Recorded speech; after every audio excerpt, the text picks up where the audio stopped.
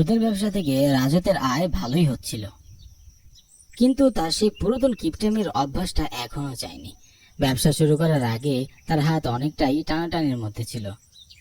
তখন ঘরে ভাতের সাথে অনেক সময় ডালও জুটত না, সেজন্য সে দুপুরের ভাতটা রেখে দিত রাতের জন্য, কিংবা একবেলার ভাত দিয়েই 3 বেলাই তার হয়ে যেত। সেই যে তার মধ্যে কিপটেমির অভ্যাসটা ঢুকে গেল, সেটার এখনো পর্যন্ত কোনো পরিবর্তন হলো না। কি কিপটা, এই প্যাকেটটা আমি আরো 2 দিন ধরে দেখছি খাচ্ছে। প্রত্যেকদিন একটা করে বিস্কুট খায়, আরো 4 দিন হয়তো এই বিস্কুটটা চলবে। মহাজন, আমাকে একটা দেন না, একটা বিস্কুট খেয়ে দেখি কেমন লাগে। এই বিস্কুটটা তুমি আগেও খেয়েছ, এই বিস্কুটটা যেরকম ছিল এখনো সেরকমটাই খেতে। আর তাছাড়া তোমাকে আমি মাইনে দিই, খাবারের বিনিময়ে তুমি কাজ করছো না, ঠিক আছে? তো ধন সম্পত্তি নিয়ে কি চিতায় পড়বে নাকি এই লোকটা? মহাজন, কিছু মনে না করলে একটা কথা জিজ্ঞেস করি। মাইনে কি অ্যাডভান্স চাই? তা কিন্তু দেওয়া যাবে না। আপনি তো মাস শেষেই মাইনে দেন না, আর মাসে মাঝামাঝি সময় দিবেন, সেটা তো নবমাসের হবে। না, মাইনের বিষয়ে কিছু না মহাজন, সেটা জিজ্ঞাসা করবো না। বলছিলাম যে আপনার তো 60টা বউ, তা আপনি এতগুলো বিয়ে করলেন যে? শুধু একটা বউ থাকলে তাহলে তো আপনার বাসায় খরচও কম লাগতো, জামা কাপড়ও কম কেনা লাগতো। শুধু শুধু 60টা বিয়ে করে 7 গুণ দায়িত্ব নেওয়ার কোনো মানে আছে? 7 গুণ খরচ হচ্ছে না?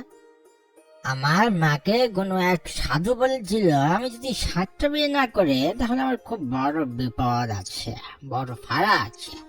আমার 60টা বিয়ে করলে 7 বউয়ের ভাগ্যে 7 গুণে আমার ধন সম্পত্তির পরিমাণ অনেক বাড়বে শুনেছি।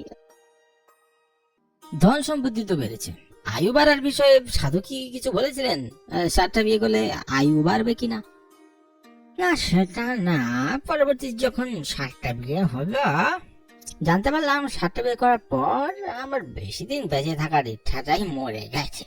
মৃত্যু আমার ভাগ্যে যেদিন লেখা আছে সেদিনই হবে, আর যাদের হাতে লেখা আছে তাদের হাতেই হবে। তাহলে সব চলছে কি করে? আর কি করে, এই ধরো 1-2 শাড়ি কিনে দেই, সেটাই 7 বউ ঘুরিয়ে ফিরিয়ে পরে নেয়। এরপর 7 দিনের বাজার করে দেই, সেটা চালাতে 14 দিন পর্যন্ত লেগে যায়। বাকিটা ওরা কিভাবে সামলাবে সেটা ওরা জানে। বাহ, আপনার তো রাজকপাল হয়েছে। এখন এইসব খেজুরে আলাপ ছাড়ো, হিসাবটা ঠিকভাবে করো। বেশিক্ষণ বসে থাকা মানে লাইট ফ্যান বেশিক্ষণ চলবে। হ্যাঁ, গিয়ে করছি।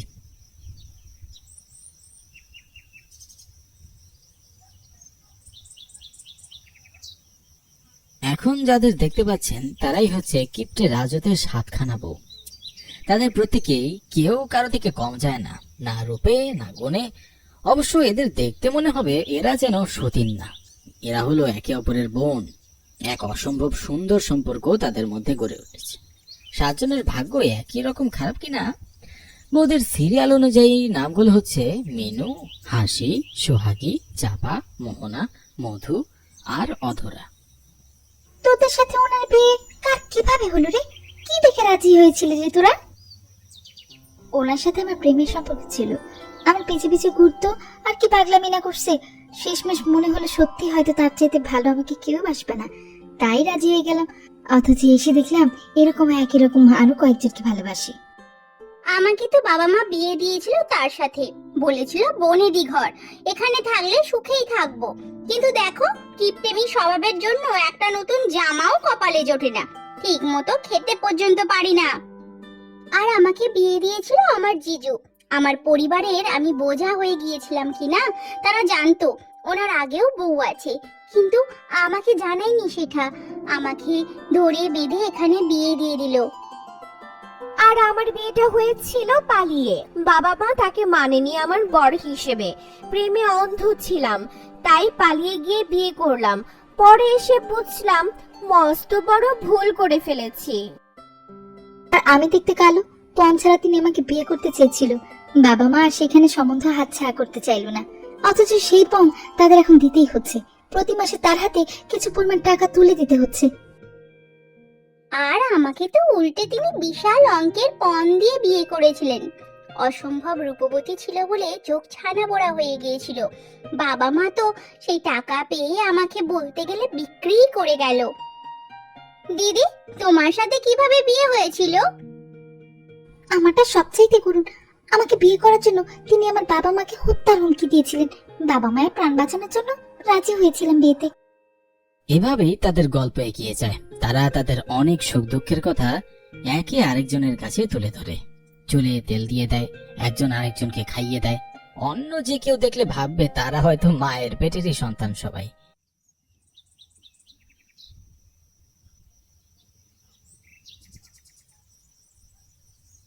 মিনু দিদি, তুমি না বলে আমার চিরুনিতে হাত কেন দিয়েছো?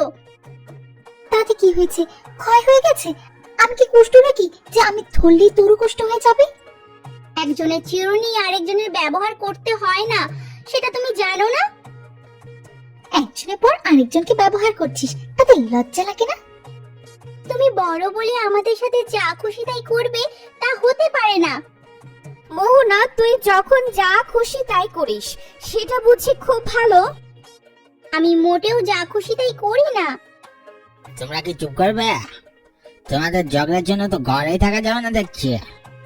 কি জন্য যে মায়ের কথা মেনে আর 7টা বিয়ে করতে গেলাম, এর চাইতে আর চিরকুমার থাকলে বোধহয় ভালো হতো। হ্যাঁ, তাই তো। তোমার মতো কিপ্টে সংসার করতে করতে নিজের শখ আহ্লাদ সবকিছু বিসর্জন দিলাম। এখন শুধু জীবনটা বিসর্জন দেয়া বাকি। আর সেই এক কথা, দয়া করে আবার চুপ থাকো। রাজু তো ঘরে যতক্ষণ থাকে ততক্ষণ অশান্তি লেগেই থাকে। এজন্য প্রায়ই সে তার কাজের জায়গাতেই ঘুমাতে যায়, ঘরে আসে না। রাজু তো বেরিয়ে যেতে তারা একজন আরেকজনের দিকে তাকিয়ে মুখ টিপে হাসলো। তোমার জীবন আমরা নরক করে দিব, যেভাবে আমাদের জীবন তুমি নরক করেছো। এই লোক আমাদের সবাইকে ঠকিয়েছে। এত ধন সম্পত্তি থাকা সত্ত্বেও আমাদের সবাইকে খাওয়া পড়ায় কষ্ট দিচ্ছে। আমরা তো একে ছাড়বো না। আমরা তো কেউই জানতাম না তার আরো অনেক বউ আছে। আমি তো তার প্রথম স্ত্রী। সে আমাকে ঠকিয়েছে অন্যভাবে। আমাকে বলেছিল আমি ছাড়া তার জীবনে আর কোনো মেয়ে আসবে না, কিন্তু এসেছে। আমি ছাড়াও 6 জন মেয়েকে তার জীবনে নিয়ে এসেছে। এর শাস্তি তো তাকে পেতেই হবে। দোষ তো আমাদের না। আমরা তো কেউ জেনে শুনে বিয়ে করে আসিনি। দোষ হচ্ছে তার। শুধুমাত্র মায়ের কথার জন্য তিনি এতগুলো বিয়ে করেছেন। ধন সম্পদের বড্ড লোভ না। একে যদি খুন করে ফেলতে পারতাম খুবই ভালো হতো। আরে না না, পাগল হয়েছিস নাকি? খুন খারাপি করে শুধু শুধু মামলা খাওয়ার কোনো দরকার নেই। আমার মাথায় একটা বুদ্ধি এসেছে। এরপর মধু তার বাকি সতীনদের কাছে তার বুদ্ধিটা খুলে বলল। সবটা শুনে হাসি বলল, এ তো দারুণ বুদ্ধি রে। এমন হলে সাপও মরবে কিন্তু লাঠি ভাঙবে না। তাহলে ওই কথাই রইল, আগামীকাল আমরা এর বাস্তবায়ন করব। পরদিন সকালে আবারও সবগুলো বউ যার যার মতো ঝগড়া শুরু করে দিল। প্রতিদিনের মতো রাজু তো সেই ঝগড়ার মাঝখানে এলো। আবার আবার শুরু করেছো তোমরা? তোমরা কি আমাকে একটু শান্তি দেবেন না? মানুষ বিয়ে করে শান্তি পাওয়ার জন্য। আমার কপালে কি শান্তি নেই নাকি? তোমার যখন অশান্তি লাগছে তখন তোমারই আর থাকার প্রয়োজন নেই। মানে কে বলছো তুমি? তুমি মরে যাও, তাহলে আমরা সবাই যার যার মতো আলাদা হয়ে যাব। এত বড় স্পর্ধা তোমার? তোমাদেরকে আমি বিয়ে তো করেছি যেন আমার জীবনের সফরটা অনেক লম্বা হয়, আর তুমি আমাকে বলছো মরে যেতে? তোমাকে আমি মেরে ফেলবো। জানি তুই কত বড় শয়তান, তা আমরা সবাই জানি। শুধু তোর মুখ থেকে এই কথাটা শুনবো বলেই তো এত পরিকল্পনা করলাম। আমাদেরকে বিয়ে করেছিস আমাদের সম্পত্তির জন্য আর নিজের প্রাণবায়ু বাড়ানোর জন্য। তোকে আর তোর মাকে যদি এখন আমরা জেলের ঘানি না টানাই, তবে প্রত্যেকে আমরা আমাদের নাম পাল্টে ফেলবো। হ্যাঁ মরেছে রে। ও দেখি তো কি করে ফেললাম।